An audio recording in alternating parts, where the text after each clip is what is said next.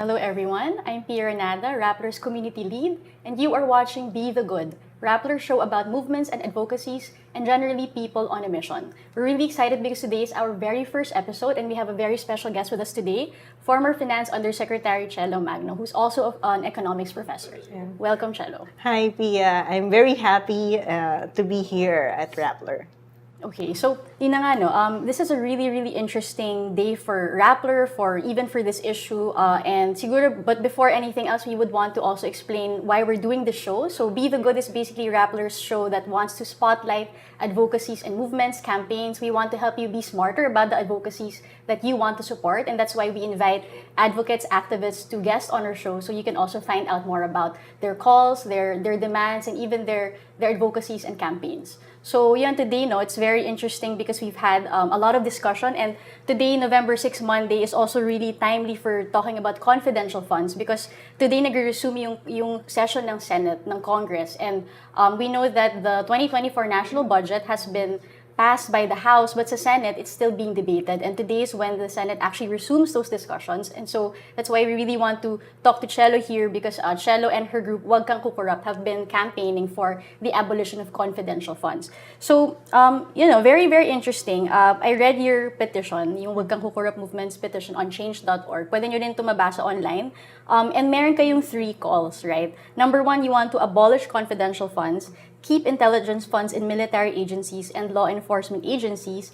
You're also calling for the Commission on Audit to release all documents related to confidential funds and intelligence funds, lalo na those of the President and Vice President. And you want to have there to be a follow-up audit on these funds. Third call from your petition, you want Congress to create a law to clearly define the proper use of intelligence funds, and that there should be an Oversight Committee, and dapat may penalties for the misuse and abuse of these funds. So yun, first question, Cielo. It's been, the 2024 national budget is about to be discussed again in the Senate.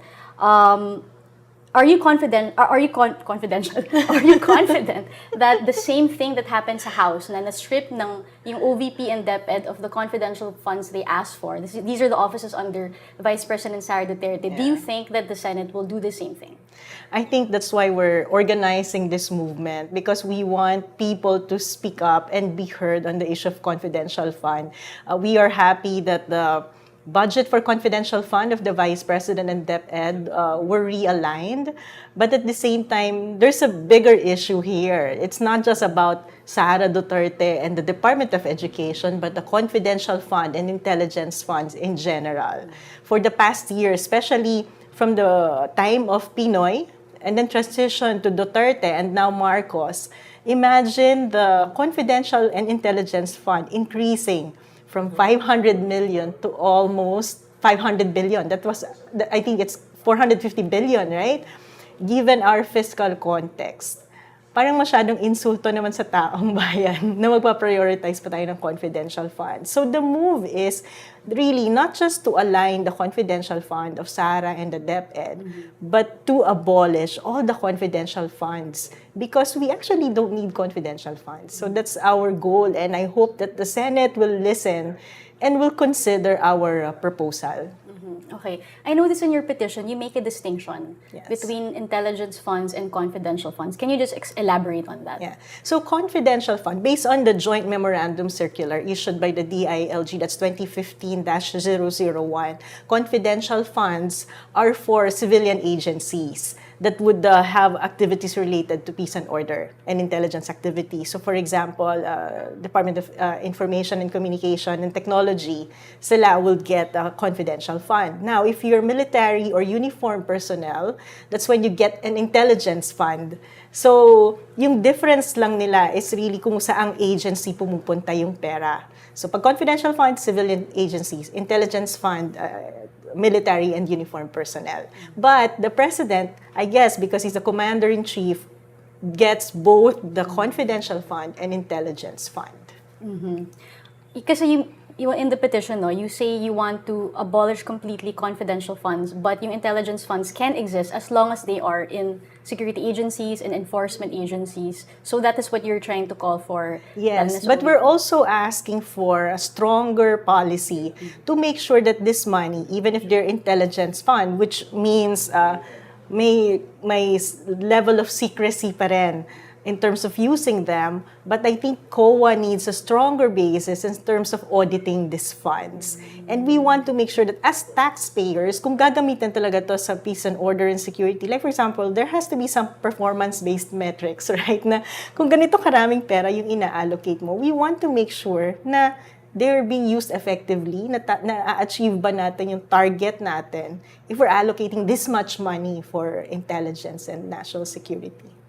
Okay. A little bit more, Cielo, about yung movement na Wag Kang KuCorrupt. Maybe you could tell us a bit about how it started. Yeah. Actually, 25 years ago, some friends and I actually launched ang Walang KuCorrupt movement. And at that time, our call is to reform the BIR. It's awareness about tax responsibility and also similarly about tax payment, tax reform. Now, new friends, and I decided to revive it and improve the term. Instead of just saying Walang KuCorrupt, we make it more proactive, Wag Kang KuCorrupt. And it's a movement for people to be very active. Parang double meaning siya eh. We're telling politicians, government leaders, Wag Kang KuCorrupt, Wag Kang corrupt.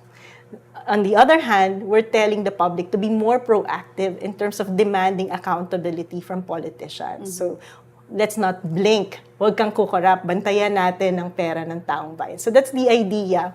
We're hoping that we're able to mobilize more citizens to be proactive, participatory governance, engage in all these platforms where they can make government accountable, participate, make sure that whatever government is doing, it should benefit the public. Because I think that's one of the major strategy to make government more responsive to us. It has to be the government responding to our needs, not us adjusting for the government. Who are the members of Wag Kang KuCorrupt and where do you get your funding and your support? We don't have funding. It's a voluntary movement. We have friends. Right now, the conveners are individuals who are also part of the abolish pork barrel movement. Some organizations include student councils. Commissioner Bing Guanzon is also a member of Wag Kang KuCorrupt. Friends from theater, creatives are part of the movement. So it's very individual-centered, voluntary. So we don't have funding. Kanya-kanyang effort. Okay. We also know, like you also mentioned, diba, yung CIF, hindi naman siya bago. Parang ever since previous administrations, we've already had this. I remember first hearing about this when I covered Duterte, yung OP confidential funds. And you were also in the government back then, right? Even before. What did you do when you were finance undersecretary? What were the discussions like within DOF about this issue, about CIF? Yeah. Actually, within DOF, we don't discuss a confidential and intelligence fund because it's a budget item. In the DOF, we discuss sources of revenue that will finance the budget. But I remember, actually, I tried to research kasi every year I remember every time there's budget season, we talk about confidential fund. These issues were raised during Pinoy's time. So we actually tried to trace where confidential funds started. So yung first na-notice namin is it actually was started during the time of Magsaysay. But it was a private fund to reward yung mga individuals na nagsashare ng information about the hukbalahap.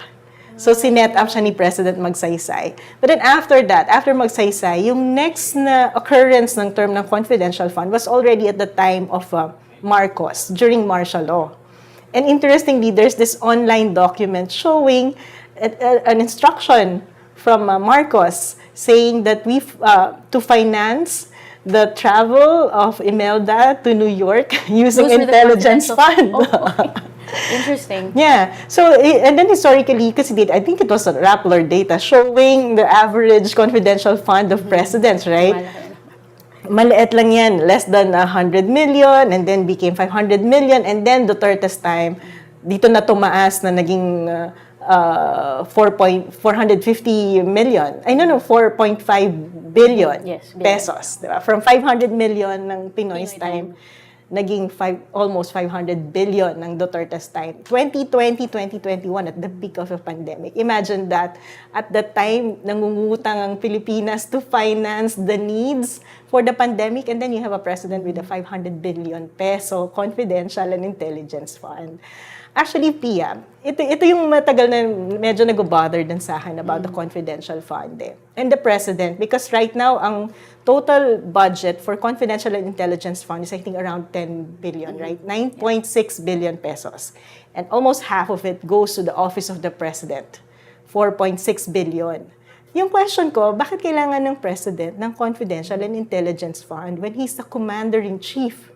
Diba? Of agencies who do have, which do right. have that. So, kung kailangan yung additional intelligence information, he can easily ask the Department of Finance, Department of Defense, National Defense, the Army, Navy, Coast Guards, the PNP. And the other question is, why is his intelligence fund even bigger than the military and uniformed personnel who are actually doing intelligence work?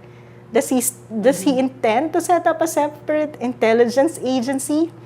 But another surprising thing is, hindi naman to unique ngayon kay Marcos. Nung time ni Duterte, the fund is almost as big. Parang in-adjust lang nila ng inflation na. Kasi before it's 4.5 billion, ngayon it's 4.6 billion.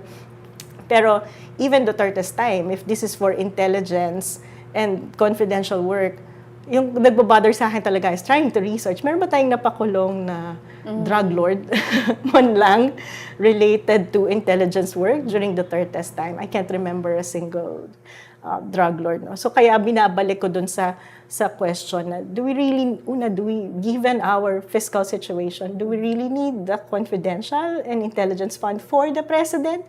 Do we really need the confidential fund for all the civilian agencies? I think if we're going to prioritize, given our limited fiscal space, it shouldn't be the confidential intelligence fund. We have to prioritize how we're going to improve our healthcare system. We have to prioritize how we're going to improve our quality of education. So kaya naisip namin ng mga kaibigan ko, it's very timely. Let's revive this movement so that people become more vocal about our demands from government. And not just national government, also local government, because local governments also have confidential funds. What would be your response? Kasi may clapback si Vice President Sara Duterte that she used naman daw yung 2022 confidential funds on tree planting, yung kanyang Libreng Sakay program. She even said na the confidential funds were used to catch someone who was pretending to be in her office. Kumbaga parang it was a law enforcement initiative also partly.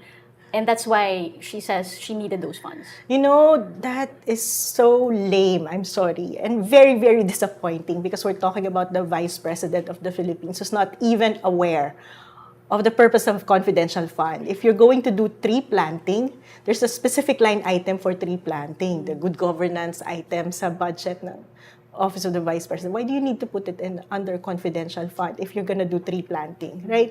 If you need the additional security in your office, there's budget for security. Why does it have to be confidential fund? Right? So it raises a lot of question in terms of her understanding the purpose of confidential fund, how she really used the fund, and it actually makes the point that we don't really need it because bakit kailangan mo ng discretionary fund to plant trees? That you need to be accountable on how much money you're really spending when you're doing tree planting projects. Yeah.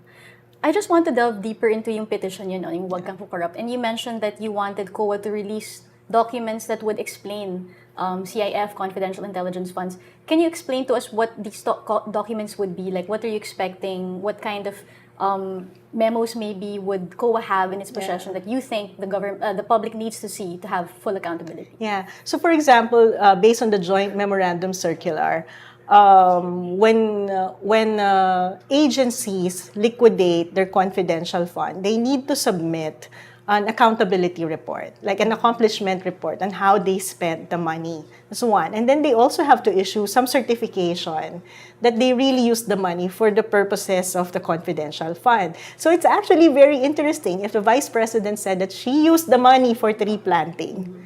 Can we have that document showing that that's part of her accomplishment report? Because I'll be the first to file a case against her in the Supreme Court because the confidential fund cannot be used for tree planting. In fact, there's already a Supreme Court case about a confidential fund. That's Dominguez versus Arangani, Dominguez versus COA.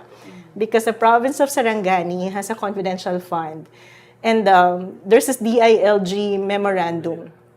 If I remember it correctly, I think it's 2009-65, double check. But it clarifies the scope of a confidential fund for local governments and the limitation.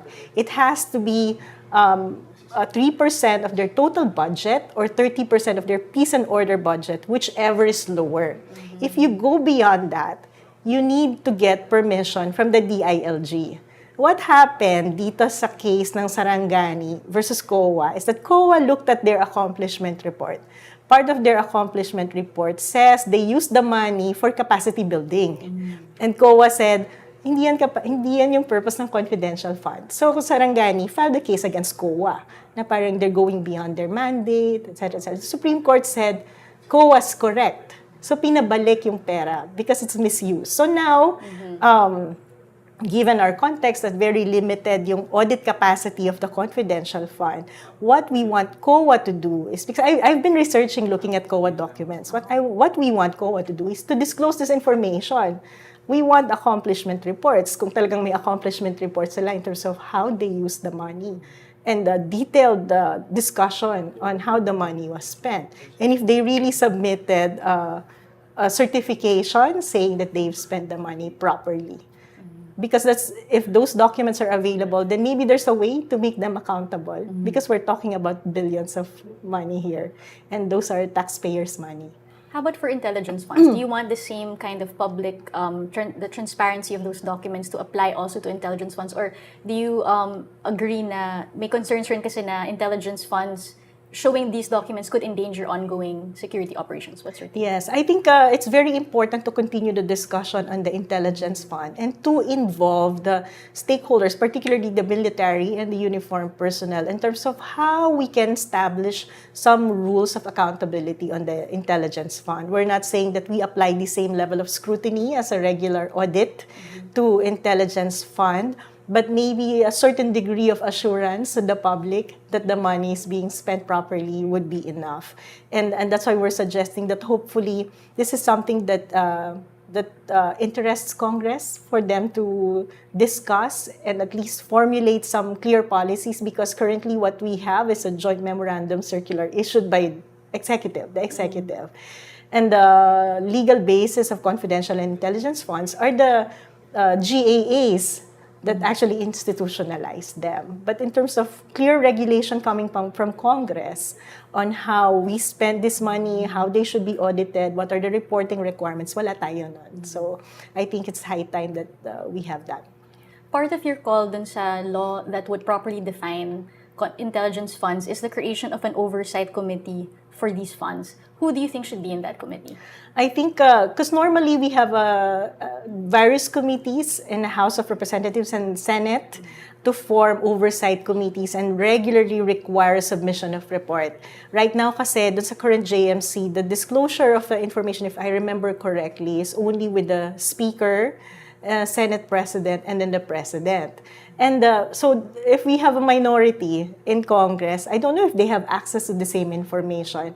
So I think it's very important that if we're going to have a regulation, there's clear parameter, there's clear expectation in terms of reporting, and there's clear discussion on what documents should be submitted. And that to a certain extent, public documents should also be made available.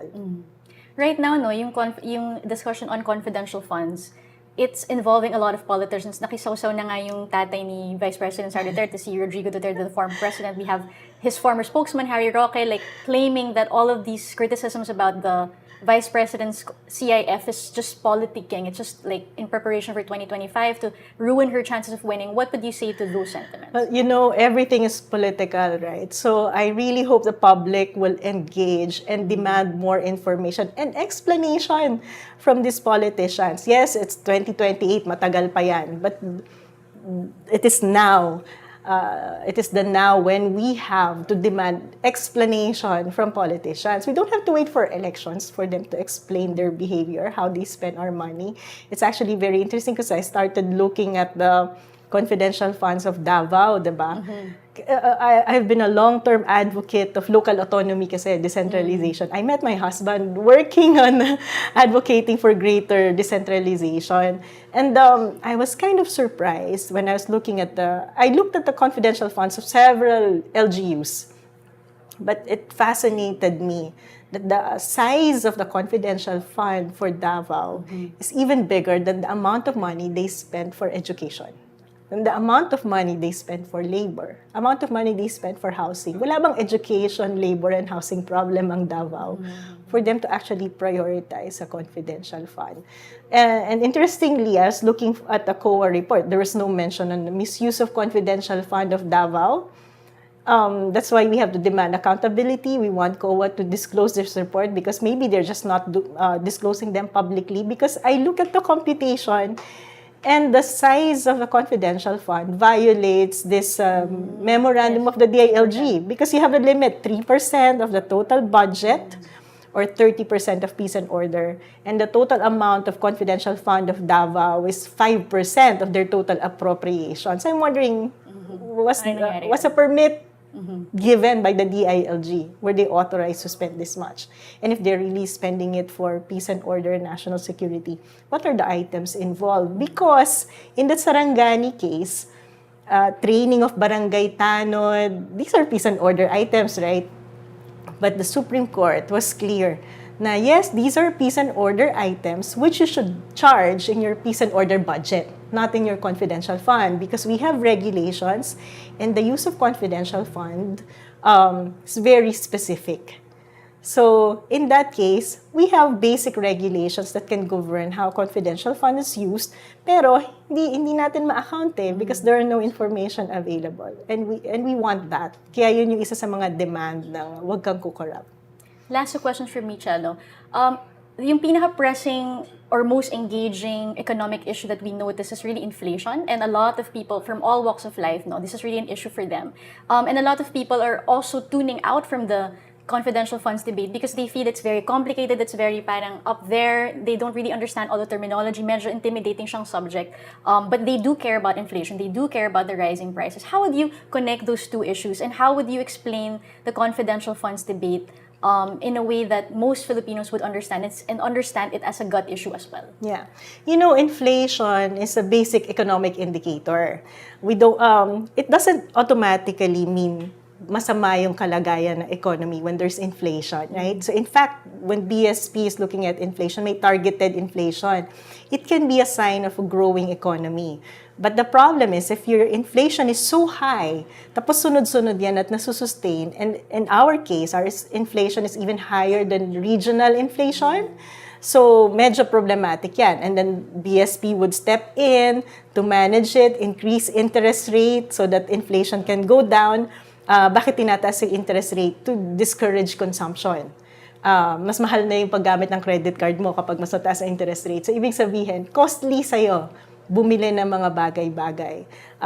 So, yan yung nagiging problema. Ang pinakadiretsyong problema niyan, as I said, it's an indicator of our economic situation. No? Moving on the side of a fiscal space. Ang problema natin is kapag nagkaroon tayo ng fiscal crisis, meaning unsustainable yung ating utang, and Secretary Jokno has mentioned about this, it's possible to have a fiscal crisis, and that's what we're actually trying to address. Paliitin yung utang, bawasan yung pangungutang. I don't know where we are right now, but when I was at the DOF, lagpas tayo sa 60%. Marami tayong inutang nung panahon ng pandemic. Ngayon, parang household yan, kung marami tayong utang, ano yung strategy na gagawin natin?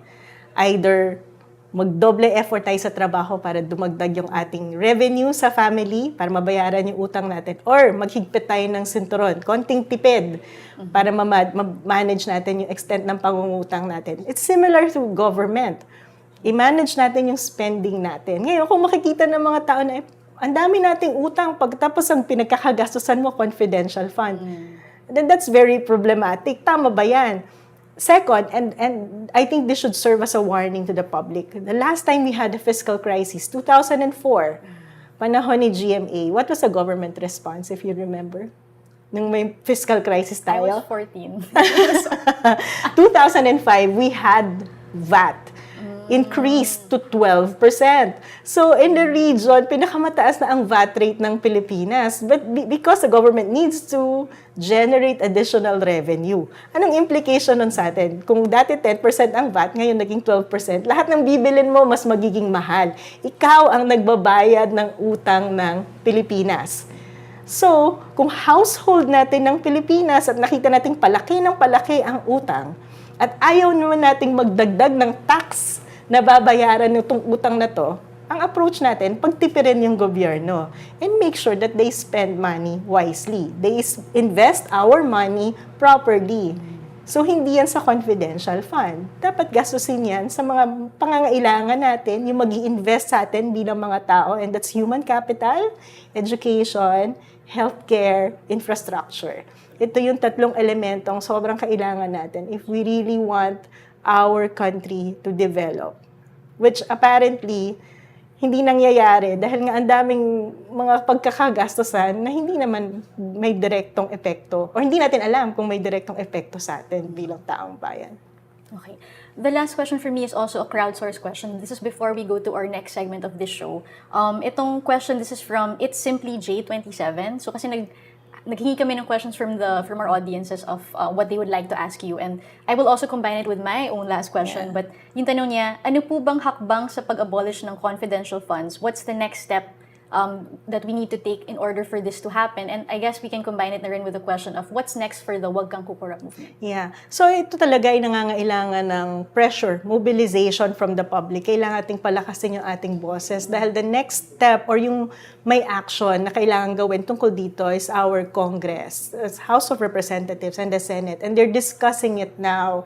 So if we express our opinion, kapag pinalakas natin ng ating hanay, parang mobilisasyon, pinalakas natin ng ating hanay sa pag-express ng ating opinion na ayaw natin ng confidential fund, then it will call the attention of our legislators to think about this seriously and really consider abolishing the confidential fund. Not just the confidential fund of Sara Duterte and the Department of Education, but all confidential fund, including the confidential fund and for the President, the intelligence fund, because that's 4.6 billion. Dahil nga sinabi ko, kung siya naman yung Presidente, controlled niya yung military and uniformed personnel. Why do you need a separate intelligence fund budget, right? So these are huge amount of money that can be used for better purpose that will serve the interest of the public. So that's our call. Palakasin natin to at parating natin sa Senado at Kongreso na ito yung panawagan ng taong bayan. Sa panahon na maaari tayong magkaroon ng fiscal crisis dahil palaki ng palaki ang utang ng pamahalaan at bumabagal ang paglago ng ekonomiya, I think we have to be very strategic in terms of how we use the money, similar to how we manage our household. So we should demand the same level of accountability to our government. All right. Thank you, Cielo. Now we're moving on to the next part of our show, no? Kasi yung aming digital communications team has been also monitoring kung ano yung mga online conversations about the confidential funds issue, and marami tayong na-observe online. So now we're going to turn to Russell Koo from our digital communications team who can give us a run-through, no, of ano nakikita niya online. Russell, what have you seen so far? Hi, Cielo. Hi, Pia. So, I'm sure there was a lot to unpack from that interview, pero mas maraming i-unpack din sa social media. So, we use CrowdTangle to measure, the sentiment among netizens, whether it's pro-admin or anti-admin. And since August, there were more than 8 million interactions and 17,000 posts on the topic of confidential funds. That's until, today. So we only measured among yung mga pages that are based sa Philippines. So this doesn't include, other pages that may be based abroad but may talk about the issue. So the top posts on social media. So first of all, we also check yung mga pro-admin, yung mga those who are critics of the administration, and also even news outlets, including ourselves in Rappler. So the top posts on social media tend to focus sa mga key personalities involved in this debate. So one example is Risa Ontiveros, especially since she's been the one who's been questioning Sara Duterte constantly about the use of the confidential funds and her defense of it. So, for example, Vice President Sara Duterte said that Senator Ontiveros has quote-unquote a flair for drama. To that, she responded na, hindi ko kailangan ang respeto mo, and also that it's just, she's just doing her job to make sure that all funds are accounted for. So that also had a lot of sentiments that had a lot of reactions to on social media. As for Vice President Duterte, the one quote that really na tumatak talaga sa mga tao was when she defended them when she said, kung sino man ang kumokontra sa confidential funds ay kumokontra sa kapayapaan, kung sino man ang kumokontra sa kapayapaan ay kalaban ng bayan. That took a lot of like very very emotional reactions from both sides. Before I move on to Sarah, kasi siya talaga yung main star of like the reaction. A lot of like the posts have been directed towards VP Sara Duterte. Other people in the spotlight, of course, has been Marikina Representative Stella Kimbo for when she defended also the confidential funds, but that got overshadowed when she revealed on behalf of COA that the 125 million pesos in confidential funds was spent in 11 days. So that was the fund that were allotted last year. So those were funds that were transferred from the office of the president, if we could remember. And the other key figures also were also from the Makabayan bloc in the House, since they've been questioning constantly about confidential funds. And also interestingly, Senator Bato de la Rosa, who went quickly to the defense of VP Sara Duterte, questioning Senator Ontiveros why she was silent on the budget on the OVP's budget when former president when Leni Robredo was vice president. Sorry about that.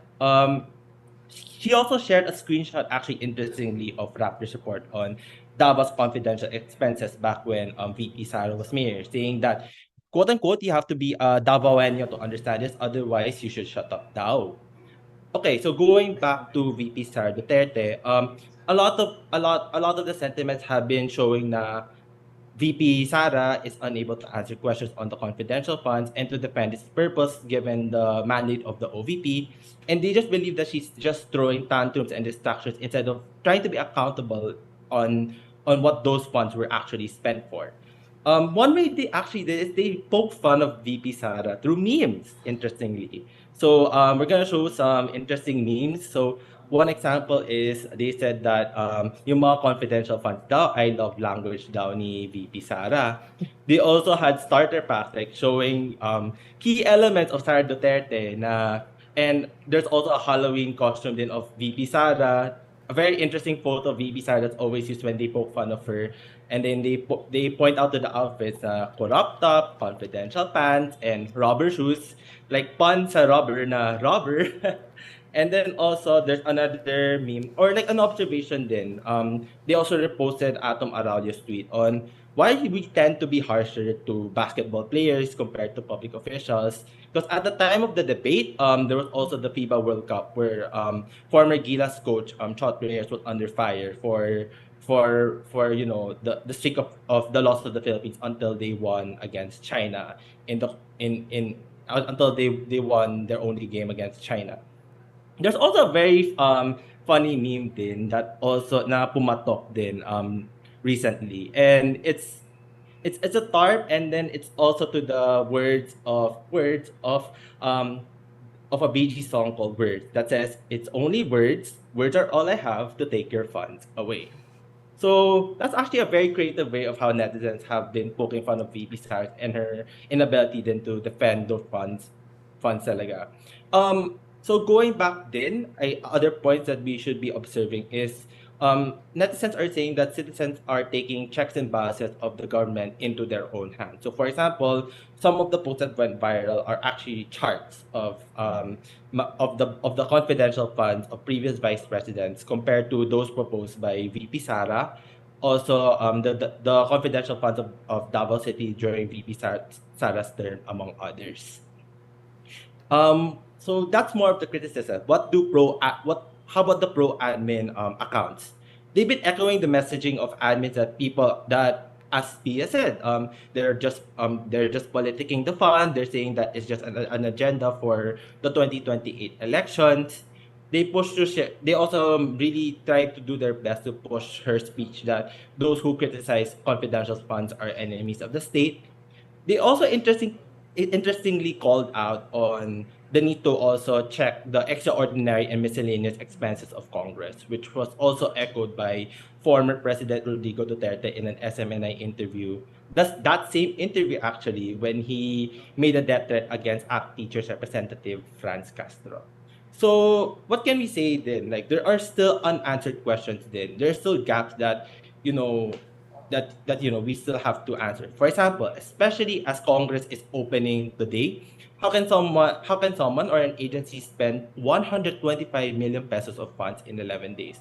That's still an unanswered question that until now VP Sara has yet to answer. And there's also not much conversation on President Ferdinand Marcos Jr. on the confidential funds, especially when there were actually confidential funds for the Department of Agriculture and the Office of the President. Note that during the time that they were proposed, Marcos was still acting as concurrent Secretary of Agriculture until he passed it on to a new Secretary of Agriculture recently. Um, so for context again, Office of the President requested 4.5 million pesos in confidential and intelligence funds, and also 50 million pesos of confidential funds for the Department of Agriculture. So there's not much conversation on President Marcos. I guess my last point, I think this is a very good question for Cielo, kasi it social media has been focusing on personalities, especially on the confidential funds, but these are our money. We pay for this money kasi. So how is it that an issue on transparency and governance, such as the confidential funds, has been reduced to personality-driven politics? Kasi sinasabi ng mga tao, that's just for 2028. So I think that's a question I have for Cielo po. Yeah, I think it has been a strategy to deflect the real issue on a confidential fund. That's why whenever I discuss, I want people to understand na hindi hiwalay sa atin tong pondo na to. Sa atin to galing eh. I was explaining in my TikTok nga, diba? When you buy sardinas, nagbayad ka na agad ng tax dyan.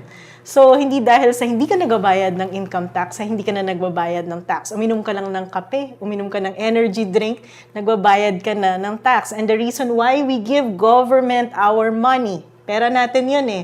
May opportunity cost nung binigay natin yun. Di ba sabi ko nga, kung hindi ko binayaran yung tax ko sa government, bumili ako ng sardinas, kaya ka pang bumili ng itlog para sa ginisang sardinas ko. Pero dahil nagbayad ako ng tax, I can't buy the egg anymore. That's the opportunity cost of the VAT I paid for those 2 sardinas, no? Na dapat kinain ko.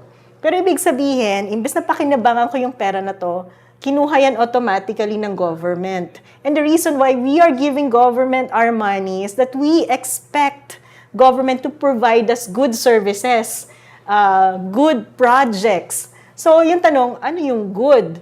Ano yung pinagkakagastosan ng gobyerno? Ngayon, kung ilalagay mo yan sa confidential fund, that raises a lot of question kasi secret nga.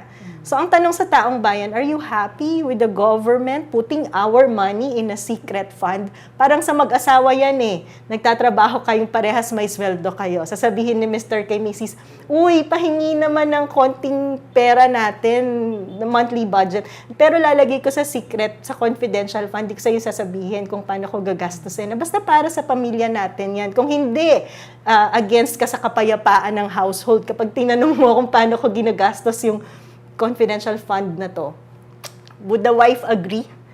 Is it fair for the children to actually give the husband this money na hindi alam ang pagkakagastusan, given na sa isang household may priority ka eh, pagkain ng mga anak, mag-aaral, magbabayad ka ng bahay, tubig, kuryente.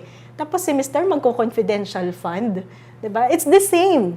Household level, national level. So, mukhang sasabihin natin, this is also too politician level. But to tell you, whenever we talk about government money, sa atin ang gagaling yan, at pag ang gobyerno naubusan ng pera, magtataas yan ng tax. Sino magbabayad nun? Tayo.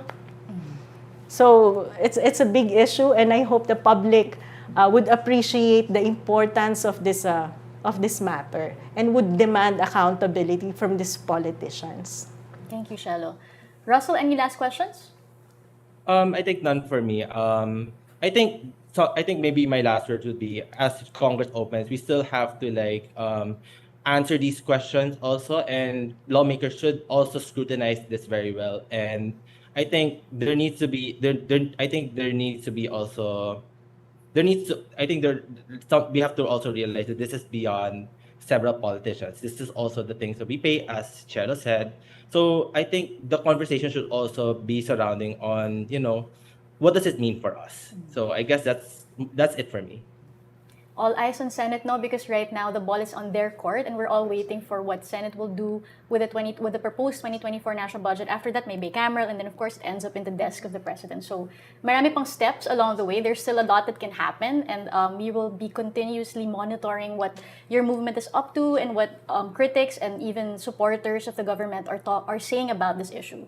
So you've been watching Be the Good. Before we end the show, now we'd also like to promote some community events that we're going to be rolling out in the next few weeks. So our Rappler community is holding Facts First PH roadshows in Naga City and Cagayan de Oro. So these are roadshows where you can join us in being better at being resilient against disinformation. We want to talk about disinformation and propaganda that's maybe ruining your communities or tainting your communities in the dialogues you're having in those communities. So watch out, no? Facts First PH will be in Naga City from November 10 and 11 to 11. Sa Cagayan de Oro naman, nasa Xavier University ang workshops from November 23 to 24.